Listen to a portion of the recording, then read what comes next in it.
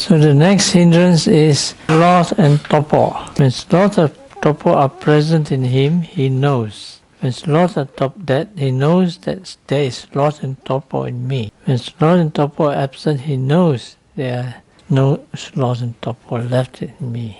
He knows the reason by which the arising of non-arisen sloth and torpor comes to be. He also knows the reason by which the arising of non-arisen sloth and torpor comes to be. He also knows the reason why the abandoning of arisen sloth and torpor comes to be. He also knows the reason by which the non-arising in the future of the abandoned sloth and torpor comes to be, which is repeated so the same of all the other hindrances. That means when the sloth and torpor arises or pass away, you be mindful of it. Just not knowing it arises and pass away, you also know the conditions, why it arises and why it passes away. Dhammanupassana here comes because you're watching the mental state and directly, not the consciousness, the feelings or the body. And because of that, when you watch it, you also watch when you watch that, all the other conditions that come around it are also observed. So it is watching more of the mental state than the consciousness, although the consciousness is there. This brings the awareness to a different set of conditions. Just like, you have a group of friends, then there's a boss there.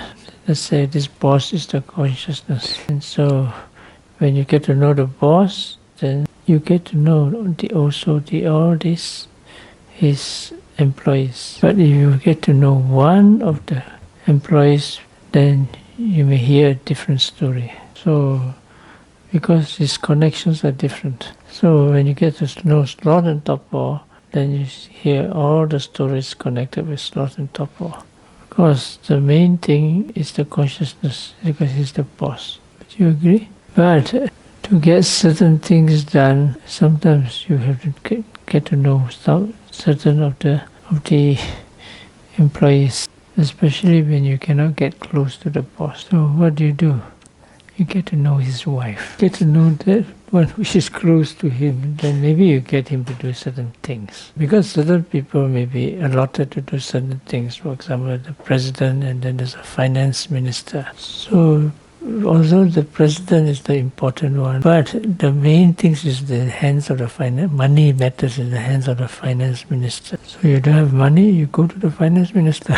So in the same way, these mental states are also, meditation on the mental states are also important because they deal with things which are more specific.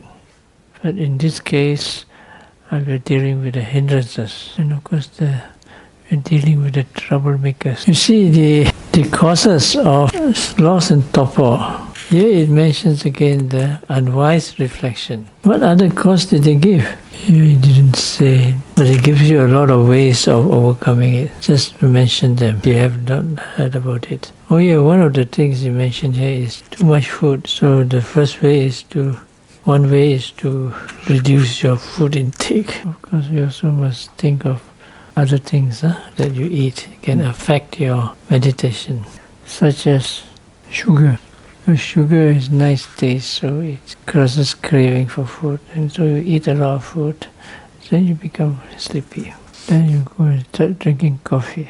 Coffee is not a very good solution. It seems to have an immediate effect of waking you up, but it tends to excite the mind, and when you get excited, then you find that you cannot calm down. I notice every time I take a little bit of coffee in the morning, I say I meditate, the mind doesn't go so easily into concentration. In other countries, it may not be so bad, because the coffee there is weak coffee. When I came to Italy, I was given a cup of coffee.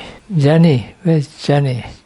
So I took out half of it and diluted it. I drank it, still smoke came out from here. So I took half of that out and diluted it. Then it tastes like strong Malaysian coffee. You go and take the coffee from Thailand or Burma, they taste like dishwater. One day I went to Napoli. Napoli is supposed to have the best, strongest coffee. So I told him, please bring me to the best coffee in Napoli. I just went there and took that little espresso thing. After they asked me, Come wa? I said, there's a goblins dancing on top of my head. I think that's the soul of Italy. Next they said, you want to go again? Oh, grazie mille. So, when you do it, take with extreme moderation. Then they recommend changing your posture. I think this is a good method. But no, not every 5 minutes. Once in a while. For example, one method of overcoming sleepiness is that the Sayadaw says, I don't know which Sayadaw, one of the Sayadaw says, you want to sleep, you can. So how do they sleep? They just lie down and put their head like that. You're allowed to do that. But of course, no, you drop down. Or they said, you can lie down and sleep, but as long as it takes for monk's hair to dry. Little hair. Another say, okay, you can lie down, but just for 1 second. It works because it tricks the mind, Just lie down, short while. Okay, now, these are what you call tricks that doesn't work all the time. I remember when I was younger, I was having to fight with sleepiness, loss and torpor. So I tried all sorts of things. One of the things I tried was, there's a wall, not very high, quite high, not so high. And then there's this thin wall, and you do walking meditation on the wall. Because not so high that you'll die. Twist your legs like that. Don't twist your leg, at least you get a shock that you wake up. These are not always recommended. I wouldn't recommend in case somebody breaks their leg. The best way I feel is you really sit and watch the sloth and torpor. Don't get up until you overcome the sloth and torpor. Because you drop down this way, you drop down that way, and you get so terrible.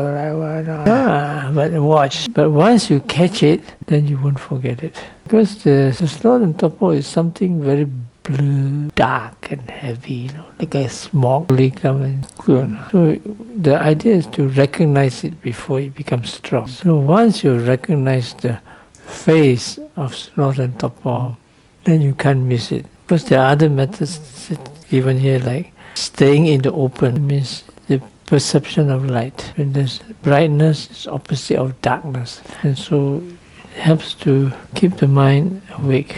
And all these reasons usually given in the end with suitable talk. We try to fulfill this by the interviews and the Dharma talks. And this also depends on the next factor, that is associating with the right people. The other hindrance is restlessness and remorse. Restlessness, you know very well what's restlessness. The mind that cannot sit still. It is not mindful, but it has too much energy, and so it runs around doing all sorts of things. The most common thing in this modern society, which has too much sensual stimulation. It comes in different degrees. Very heavy ones, which comes with thinking, become very aggressive.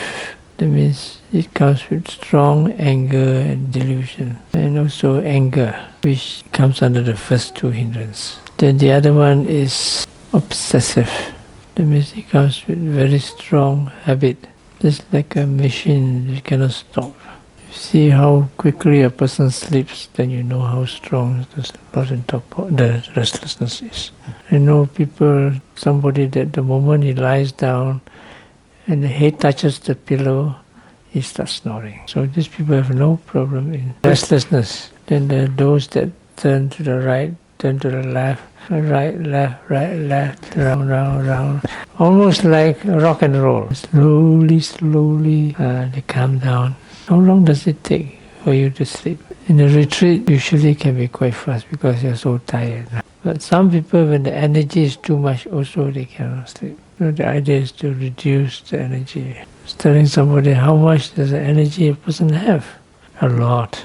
I was telling somebody the story about this in one of my first retreats in Switzerland. It's in one of the coldest places in Switzerland. In winter, how much was it? -30, I think. So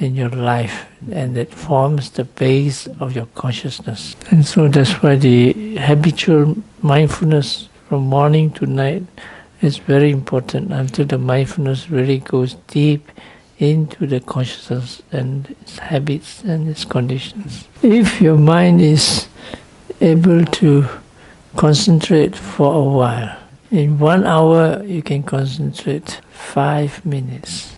It's already not so bad. I remember once I was in the States, a lady was meditating, asked her to count the breath.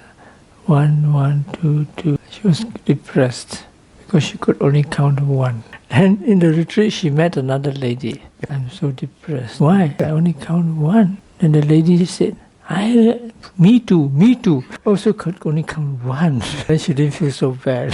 But at the end of the retreat she could meditate. She could sit half an hour concentrated. So we can concentrate 5 minutes. It's not bad, because people, some of them, they cannot even concentrate 5 minutes. If you can concentrate 10 minutes, even better. 10 minutes is not bad, no? As you say, I count 1, 2, 3, 4, 5, only half a minute, no? If you say, I count 1, 2, 3, 4, 5, mindful,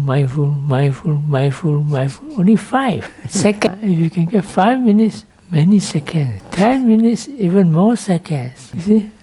So it's not bad.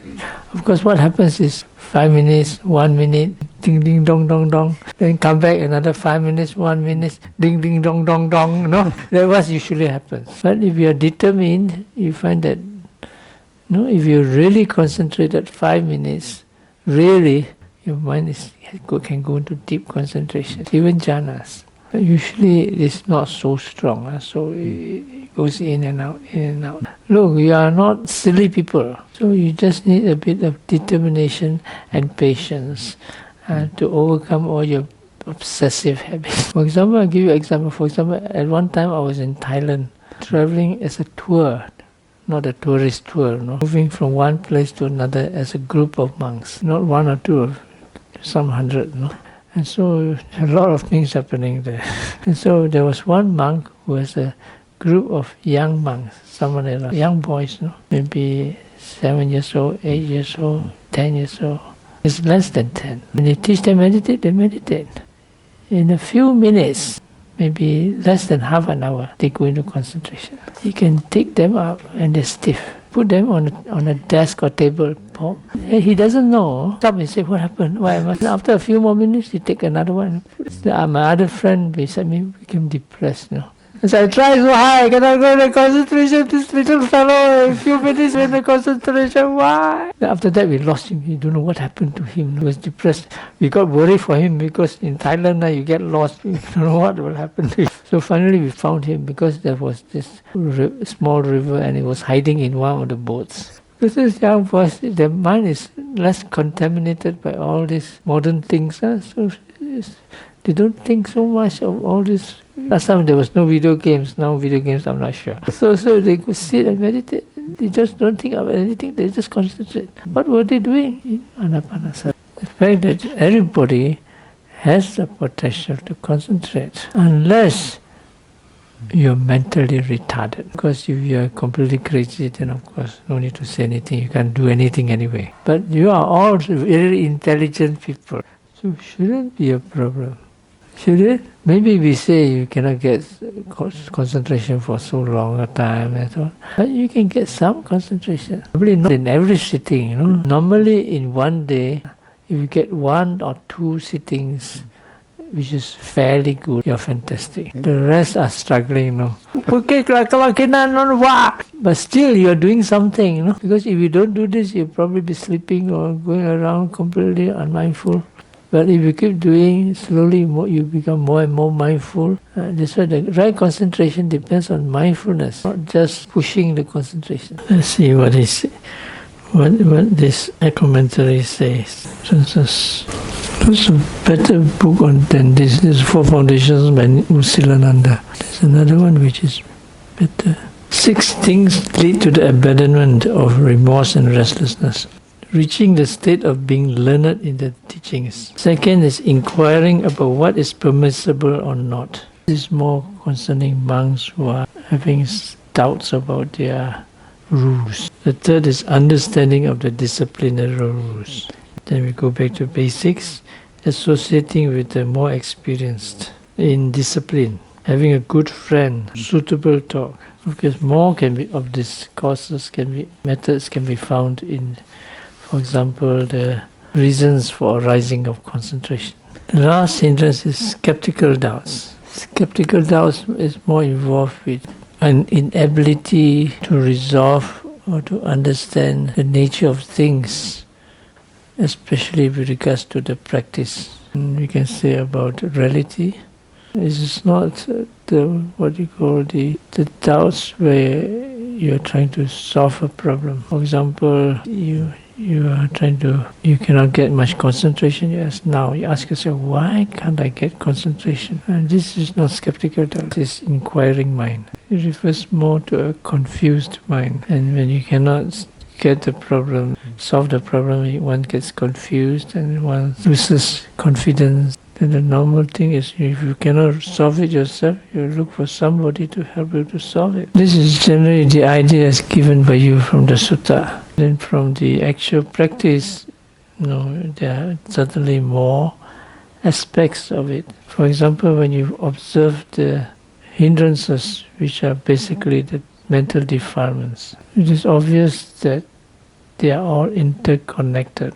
And so if you want to resolve the problem, you must consider all the different aspects of the hindrance. Then you find that you are getting into a certain kind of web.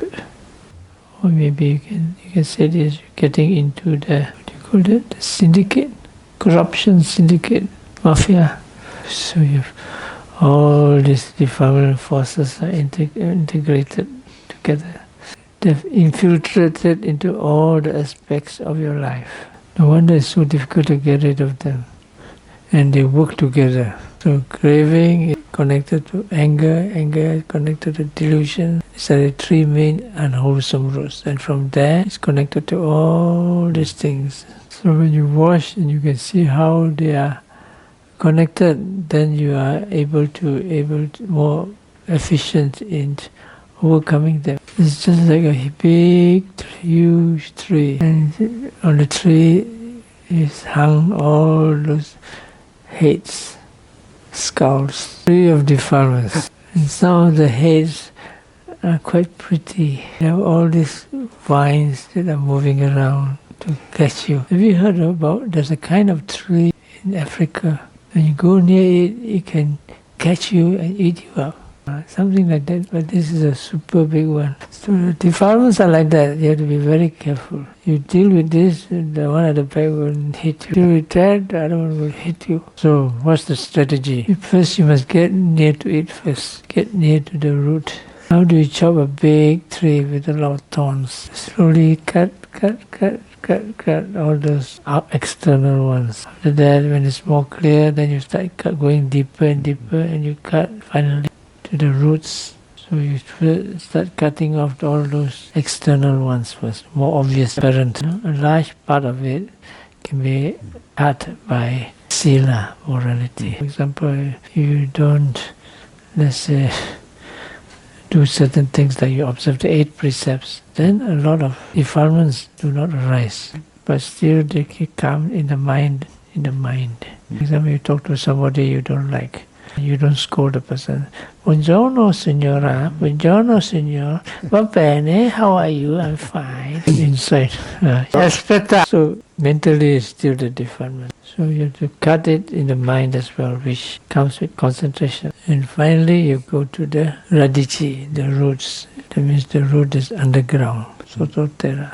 These are all the latent defilements. So that one only vipassana can go in there. But you look at the whole tree, it's all interconnected. So you look for the radici, the roots. What's the root? Delusion and craving for existence. Anger is also a root, but it depends on these first two. Now these two, then we can start talking about roots. But if you look at the cetasikas, the mental states as given in the Abhidhamma, the base of all the unwholesome states is the mochatuka, the four deluded mental states, or the mochatuka, deluded mental states. So these four are, first is moha, delusion, hirika, anotapa, that is lack of moral shame, lack of moral fear, and restlessness. These four are present in all the unwholesome consciousness. And of these four, the main one is moha. So one way, the strategic way of dealing with it is to catch the moha. The moha is very subtle. So you may say that the key factor to handling the hindrances is getting hold of the delusion. It is also very interesting. Stop here tonight.